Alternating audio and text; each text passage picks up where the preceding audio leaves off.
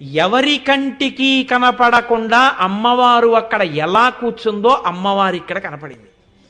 కనపడితే శంకరాచార్యుల వారు వెంటనే ప్రార్థన చేశారు. అమ్మా, శంకరాచార్యుల వారి యొక్క దయ ఏమిటో తెలుసా అండి?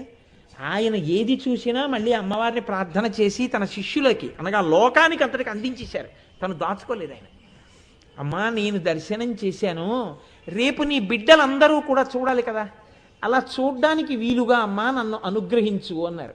అంటే ఆవిడంది, అయితే నేను నీకు ఎలా కనపడ్డానో చెప్పి ఇలాంటి శిల్పాన్ని చెక్కించు, అలా నేను వచ్చి కూర్చుంటానంది. ఆయన ధ్యానంలోంచి లేచారు, ఒక శిల్పి వచ్చాడు. ఆయన చెప్పారు, ఉత్తర క్షణంలో తయారైపోయింది. పరమశివుడే అంటే అమ్మవారిని ప్రతిష్ఠ చేశారు. ఇప్పుడు మీరు చూస్తున్న మూకాంబిక శంకర భగవత్పాదులు తీసుకొచ్చి కూర్చోపెట్టినటువంటి మూర్తి. శంకరాచార్యుల వారు అమ్మవారి యొక్క